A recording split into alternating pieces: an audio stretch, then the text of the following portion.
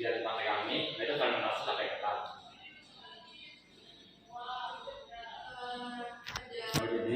Jadi di sini ada saya sendiri lulusan Michael Juan, Renata dan juga Angelika. Latar belakang, tape ketan merupakan produk makanan hasil fermentasi khas Indonesia. Direbus itu tidak terlalu lama. Jadi yang kedua, rebus ketan hingga matang lalu dibiarkan dingin. Saat dikukus kita tuh karena udah sebelumnya dibiarkan beberapa jam, jadi saat dikukus hanya 15 sampai 20 menit itu udah matang. Yang ketiga, tambahan ditambah dari gula ketan yang sudah dingin. Di sini gulanya itu opsional sesuai mau manisnya seberapa, dan kari tapa itu juga berfungsi dalam fermentasi. Jadi jangan terlalu banyak, jangan terlalu dikit. 4. Campurkan secara merata dan letakkan dalam wadah tertutup. Di sini kita pakai alatnya itu daun pisang. Yang kelima, tambahkan warna makanan warna hijau. Biar bersih. Yang ke-8, pastikan penutup rapat untuk menjaga kesegaran tapai. Sebelumnya kita menggunakan tusuk sate, tapi kayak itu kurang menutup. Jadi kita ganti menggunakan karet biar lebih menutup. 9. Simpan tapai dalam kemasan di tempat yang sejuk dan terhindar dari sinar matahari langsung. Kita di sini menggunakan tempat Tupperware yang ditutup rapat selama beberapa hari. Yang 10. Biarkan campuran tersebut difermentasi selama beberapa hari. Di sini difermentasi selama 2-3 hari. Proses fermentasi adalah tahap penting dalam pembuatan tape ketan. Wadah yang bisa campuran ketan dan ragi akan dibiarkan selama beberapa hari dalam suhu ruangan yang aman. Setelah proses ini, ragi akan mengubah karbohidrat dan ketan menjadi asam laktat dan alkohol yang memberikan rasa dan aroma khas pada makanan. Mengambil barang. Kenapa sih dalam ragi itu bisa dapat mengubah menjadi alkohol? Karena di ragi itu ada bahan yang mengandung Saccharomyces cerevisiae. Jadinya kalau Saccharomyces cerevisiae itu ada di daerah yang mengandung gula, itu bakalan menjadi alkohol. Terus kenapa dia bisa menjadi asam laktat? Karena itu tadi, dan juga kalau misalkan di yang kedap darah itu juga bakal bisa membuat menjadi asam laktat. Setelah proses fermentasi selesai, tape ketan sudah matang akan siap untuk disajikan atau disimpan dalam wadah kedap darah untuk digunakan kemudian. Kenapa harus disimpan? Kenapa pas sudah matang harus disimpan dalam wadah kedap darah? Karena setelah matang itu harus disimpan juga di kedap darah supaya makin proses fermentasinya itu makin berjalan, dan terus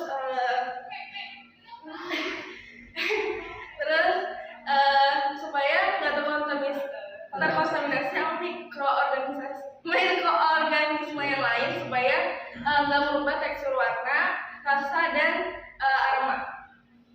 Terus selama proses pembuatan, pastikan untuk menjaga kebersihan alat dan bahan yang digunakan agar menghindari kontaminasi yang dapat mengganggu proses.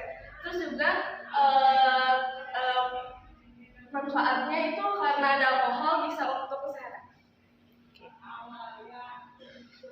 Hasilnya bisa di-play, Bu. Di-play? Iya. Ada musiknya tuh sebenarnya.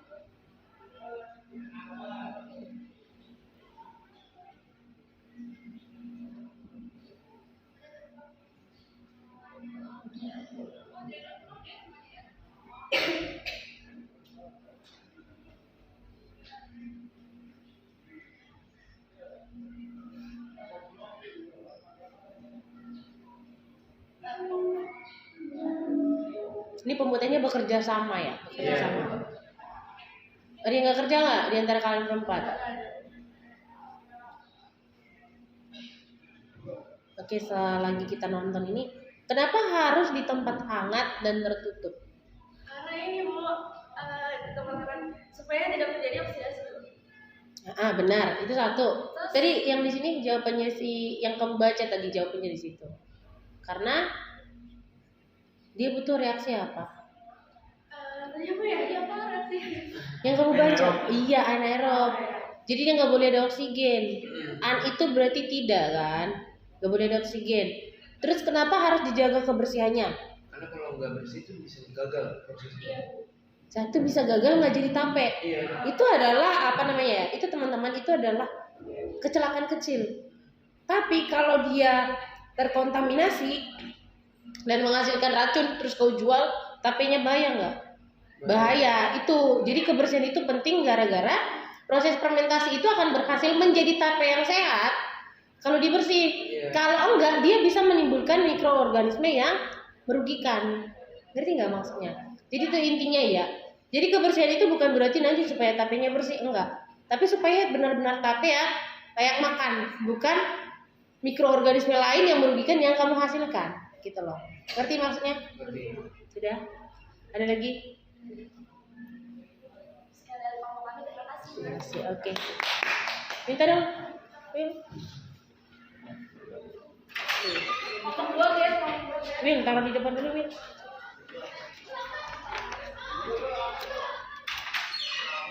Di depan.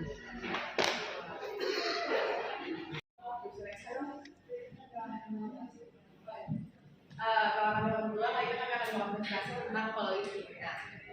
Bakal bertanya ada saya sendiri, Lina Lulus, ada Brian Carlos, ada Lucy Dalunya, dan ada Miguel. Pertama-tama kita bakal menjelaskan tujuan dari kita mengadakan praktikum kemarin buat Budi dan juga ekstrim. Yang pertama itu kita tuh mau tahu apa sih pengertian dari koloid. Yang kedua kita mau tahu aplikasi koloid itu dalam bidang makanan. Dan kita juga tahu cara pembuatan khusus makanan tadi yaitu ekstrim dan Budi. Oke, pertama-tama untuk pengertian koloid sendiri, koloid itu adalah campuran kasar yang berada antara larutan dan suspensi. Kalau larutan itu kan sifatnya itu berupa homogen, sedangkan suspensi bersifat heterogen, jadi langsung gampang untuk disintegrasi secara langsung, dan larutan itu nggak bisa dipisahkan. Sedangkan koloid itu berada di tengah-tengahnya, jadi dia itu menyatu. Dia itu nggak menyatu, tapi nggak menyatu. Tapi dia juga nggak bisa dipisahkan dengan segala biasa. Lalu sistem koloid ini pada dasarnya terdiri atas dua fase, yaitu terdispersi atau terlarut dan medium pendispersi atau polarita. Koloid ini dapat ditemukan di kehidupan sehari-hari, contohnya pada jelly dan juga puding serta es krim. Ada juga yogurt dan lain-lain. Prosedur kerja puding yang pertama itu kita masukkan air sebanyak 1 liter ke dalam panci, yang kedua hidupkan kompor, yang ketiga masukkan 2 bungkus bubuk puding, yang keempat tumis air sampai bubuk puding sudah tidak mengembal. Kelima, saat sudah cukup rata, matikan kompor dan menggunakan campuran. Yang keenam, saat sudah cukup dingin, tuangkan dalam cetakan dan masukkan puding dalam kulkas. Setelah itu, setelah beberapa jam, puding bisa yang kedua itu ada bentuk es krim. Pertama, masukkan es batu yang sudah dipecahkan dalam wadah. Yang kedua, tambahkan garam ke atas es. Yang ketiga, taruh wadah logam yang lebih kecil di tengah es batu. Yang keempat, tuangkan susu secukupnya. Yang kelima, dan ditambahkan wadah sampai rata. Yang keenam, diamkan di es batu selama 3 kali lipat. Selanjutnya itu koloid dalam es krim adalah busa setengah beku yang mengandung nutrisi lemak dan udara. Udara yang ada membantu memberikan konsistensi lembut pada es krim. Selanjutnya pembuatan es krim disebut sebagai koloid karena prosesnya melibatkan pembuatan sistem di Kami yaitu reaksi. Namanya ada saya sendiri, ada para saya, kemudian dan reaksi merupakan salah satu konsep kimia yang mempelajari seberapa cepat atau lambat suatu reaksi kimia tersebut. Reaksi penting dalam berbagai aspek kehidupan, termasuk industri, lingkungan, dan keuangan. Rumusan masalahnya yang pertama, apakah dengan adanya penghapusan penting dalam memberikan perbedaan reaksi? Kedua, apakah konsentrasi dan keberadaan air mempengaruhi kecepatan dan hasil reaksi dilakukan? Tujuan dari ini adalah pertama untuk memahami bahwa pembusukan menjadi salah satu faktor perbedaan hasil reaksi. Yang kedua, untuk mengetahui bahwa konsentrasi dan keberadaan air membawa pengaruh dari hasil reaksi dari setiap larutan. Pembahasan untuk kali ini akan diuji pengaruh dari keberadaan dan konsentrasi air pada hasil reaksi. Akan diuji juga perbedaan hasil reaksi terhadap puting kualang yang digerus dan tidak digerus. Kalau untuk pengambilan nilai nitrogenasi ini akan dilakukan dengan 2 percobaan.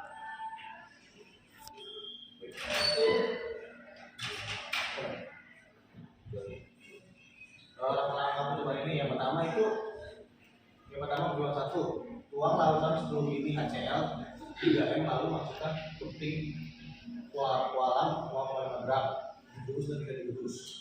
Percobaan 2, masukin 5 ml HCl 3M 3M lalu tambahkan 25 ml Na2S S2O3 0,15 mol. Masukkan 5 ml larutan HCl 3 mol dan larutan Na2S2O3 0,15 ml. molar ya. Besar itu molar. Dengan volume 5 ml, 10 ml, 10 ml dan 20 ml yang diencerkan dengan air sampai 20 ml. Jadi praktik kami mengenai elektrolisis.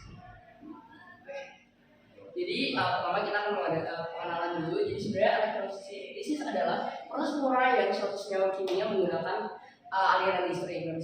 Bisa kita pahami bahwa sebenarnya elektrolisis itu penguraian dari suatu larutan kimia menggunakan arus listrik. Nah, kemarin di praktikum juga kita sudah mencoba dan di situ kita menggunakan baterai dan larutan HCl dan larutan HCl. Selanjutnya,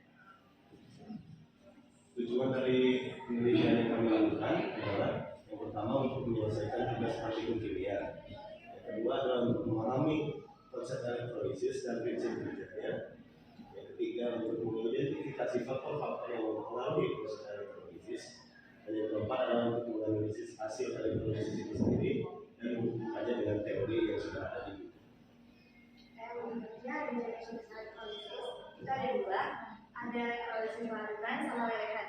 Elektrolisis larutan itu berupa larutan air atau organik atau pelarut organik. Contohnya itu elektrolisis larutan garam.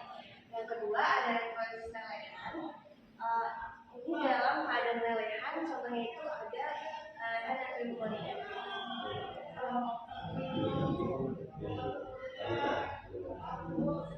Kemarin kita melakukan praktikumnya itu menggunakan proses Susunan sel elektrolisis.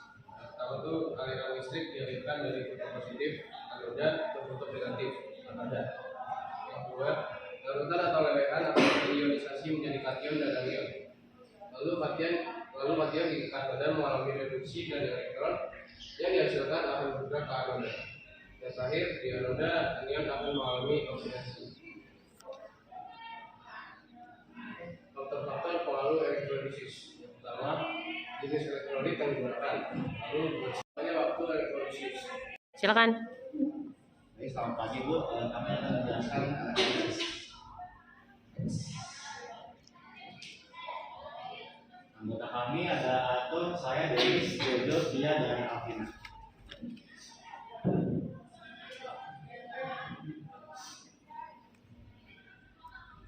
Loading ya.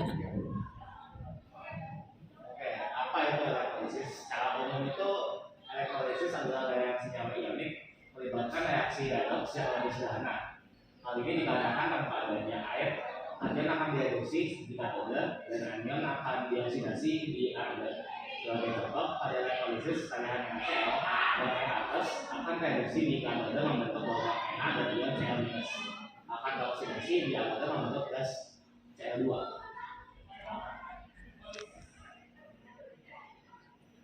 Selanjutnya adalah larutan elektrolit. Nah, seperti yang tahu, larutan elektrolit itu adalah larutan yang dapat menghantarkan listrik karena dia mengandung ion-ion yang bebas. Nah, ion-ion itulah yang menghantarkan listrik melalui larutan. Nah, untuk ciri-cirinya ada dapat menghantarkan listrik, ada juga terjadi proses ionisasi, lampu dapat menyala terang atau redup, adanya belenggu gas. Nah, contoh dari larutan elektrolit itu adalah HClO4, BaOH2, dan HNO3.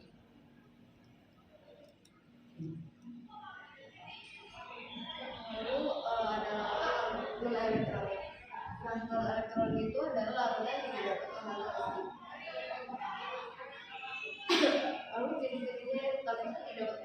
terdapat karakteristik yang membuat higienisasi intinya tidak terlampu tidak berjalan.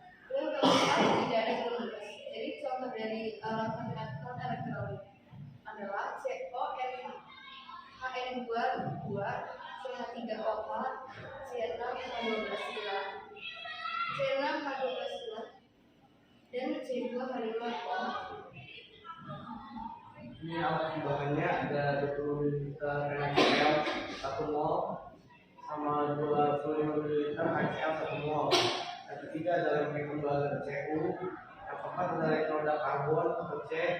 Yang kelima satu daya dan 6 paku 7 ampas. Yang kedelapan kertas lakmus dan indikatornya. Yang kesembilan gelas kimia 100 ml.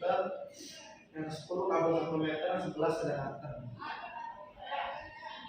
Nah, langkah-langkahnya yang pertama itu kita tuangkan 25 ml lalu tarik NaCl yang 1 mol ke dalam gelas kimia 100 ml. Yang kedua, rangkaian lempeng lembaga CU dan elektroda karbon C dengan satu daya. Lempeng lembaga CU dihubungkan pada kutub negatif, sedangkan elektroda karbon C dihubungkan dengan kutub positif. Yang ketiga, masukkan lempeng lembaga dan elektroda karbon ke dalam lautan NaCl. Yang keempat, hubungkan alat uji elektrolisis 3A tetap daya dengan kabel penghubung. Amati apa terjadi dan catat hasilnya. Yang kelima, uji dengan kertas lakmus merah dan biru dengan diletakkan pada daerah katoda.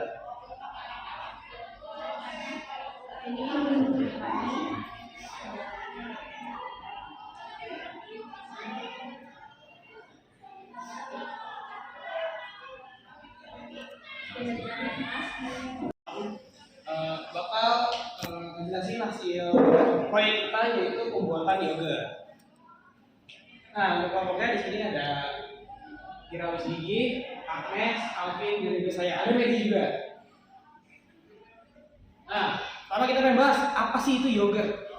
Yogurt itu merupakan produk olahan susu yang dibuat dengan proses fermentasi menggunakan bakteri asam laktat, Lactobacillus bulgaricus dan Streptococcus thermophilus dengan atau tanpa penambahan bakteri asam laktat lainnya. Jadi yang digunakan hanya itu tadi aja. Nah, tadi kan ada disinggung di penjelasan yogurt bahwa dia termasuk proses fermentasi. Jadi apa sih proses fermentasi itu? Nah, di sini ada dua definisi dari fermentasi yang saya ambil. Itu yang pertama adalah proses perubahan kimiawi dari senyawa kompleks menjadi yang lebih sederhana dengan bantuan enzim yang dihasilkan oleh mikrobia.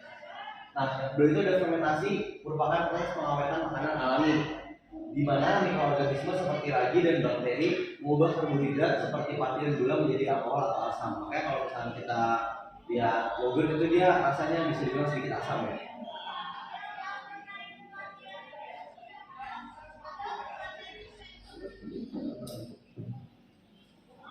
Di sini ada alat dan bahan. Yang pertama kita gunakan panci, pengaduk, wadah kedap udara, susu full cream sama Greek yogurt. Terus lanjut ke langkah-langkah. Terus langkah-langkahnya yang pertama itu ada pemanasan. Jadi susunya itu dipanasin pada suhu tinggi. Terus dalam jangka tertentu juga volumenya berkurang menjadi 2/3 dari durasi semula. Jadi susunya itu direbus tapi nggak sampai mendidih, yang penting panas. Terus pemanasan ini bertujuan untuk mematikan semua mikroba yang ada pada susu yang dapat menghambat pertumbuhan bakteri setempat. Nah, proses ini tujuannya untuk memberi kondisi optimum bagi bakteri setempat. Kemungkinan dibedakan sampai 5 menit. Kemudian setelah suhu tercapai, ditambahkan yogurt atau proteinnya sekitar 2-3% dari jumlah susu. Yang ketiga, inkubasi, yaitu pengolahan dapat dilakukan pada suhu 37 derajat Celcius selama 24 jam atau dalam inkubator dengan suhu 45 derajat Celcius selama 4-6 jam. Inkubasi dihentikan bila telah tercapai keasaman 4-45. Setelah pemerahan ini biasanya yogurt berlaku konsumsi. Nah, ini waktu ada pemanasan sesuai tadi nih Bu. Terus ini waktu udah ruangan ini tadi kan dipanasi buat biar bakteri sakral itu tidak terganggu sama bakteri lain. Langsung ngumpulin aja sama biji yogurt tadi. Itu tetap diaduk terus sampai semua tercampur. Lalu kita masukin ke wadah yang terendam udara. Jadi ini karena wadah kita terendam udara, jadi kita lapis lagi pakai kain dan plastik. Terus sudah disimpan sama tadi dengan cara yang inkubasi tadi. Jadi suhu ruang tadi kan 30 derajat, jadi suhu ruang maksudnya. Kesimpulannya mana? Mau disampaikan langsung? Jadi untuk kesimpulannya, produk yogurt ini adalah salah satu produk dari hasil proses fermentasi. Di mana seperti kita tahu tadi, fermentasi itu merupakan proses pengawetan makanan dan juga pengubahan senyawa kompleks menjadi senyawa yang lebih sederhana. Contohnya kita pakai yogurt. Yang mana yogurt ini merupakan salah satu fermentasi pangan ya. Jadi setelah kita udah pakai tadi susu sebagai media awalnya, kita tambahkan dengan Greek yogurt untuk bakteri starternya, lalu nanti masuk ke tahap inkubasi. Akan mengubah yang tadinya susu biasa, ini nanti dia akan menjadi yogurt juga. Jadi seperti itu proses fermentasi dari yogurt. Gerakan brownian. Brownian spesies cahaya dan kemampuan untuk melekat pada permukaan lain, yang termasuk berbeda dari sol, gel, dan busa. Nah, dalam penerapan koloid dalam agar-agar es krim, ini membantu untuk meningkatkan tekstur serta stabilitas produk tersebut. Dalam agar-agar, koloid itu membentuk suatu jaringan yang memberikan kekentalan dan kekenyalan yang diinginkan. Sedangkan dalam es krim, koloid itu membantu menghasilkan tekstur yang lembut dan mencegah pembentukan kristal es yang besar dengan cara mencegah kristalisasi air. Nah, dalam pembuatan es krim dengan es dan garam kasar, garam itu bertindak sebagai agen pendingin yang dimana akan mengurangi titik beku larutan es sehingga mempercepat pembukuan es krim. Nah, selanjutnya tujuan penelitian yaitu menerapkan sistem koloid dalam kehidupan sehari-hari. Yang kedua, untuk mengetahui kegunaan sistem koloid dalam kehidupan sehari-hari yaitu dalam pembuatan agar-agar dan es krim. Selanjutnya, terakhir untuk mengetahui cara pembuatan sistem koloid agar-agar dan es krim.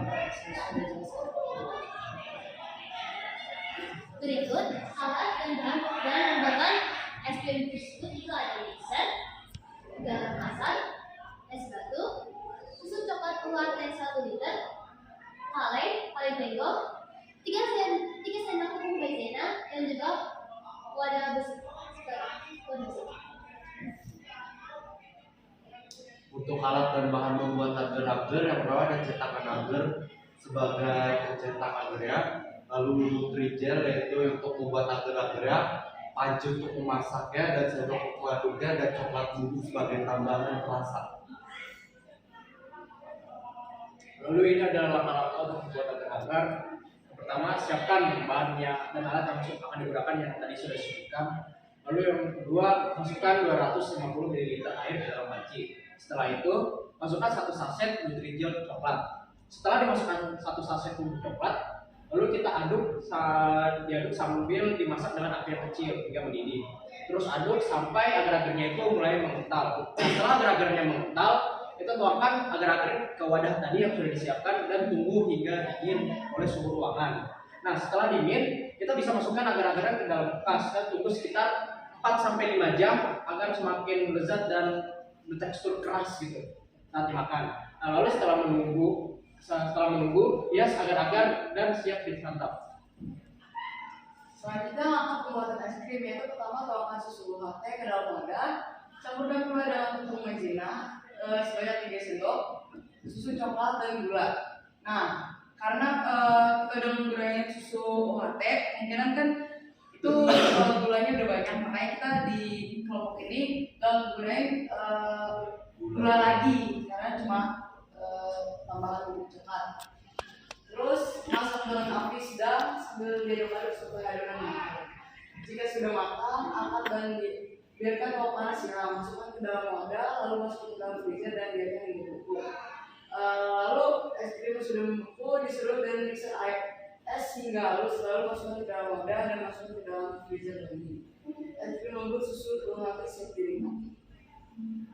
Ini dokumentasinya. Ini sistem koloidnya itu ada pada panci karena dari es batu itu bakal ngebukuin si susu hati tadi, makanya jadi pancinya bentuk ini. Ya, ini. Nah ini bentuk dari agar-agar yang sudah dimasak tadi, terus didiemin di freezer selama 4 sampai 5 jam. Nah ini setelah es krim tadi dibekukan, ini di mixer biar supaya teksturnya lebih lembut. Masih videonya. Sisi mana nih? Sisi. Richard mana nih? Itu Richard di samping saya, Bu. Kok nggak masuk frame? Nggak bisa gede gitu loh. Praktikum kami kemarin. Apa sih itu laju reaksi? Laju reaksi merupakan berkurangnya konsentrasi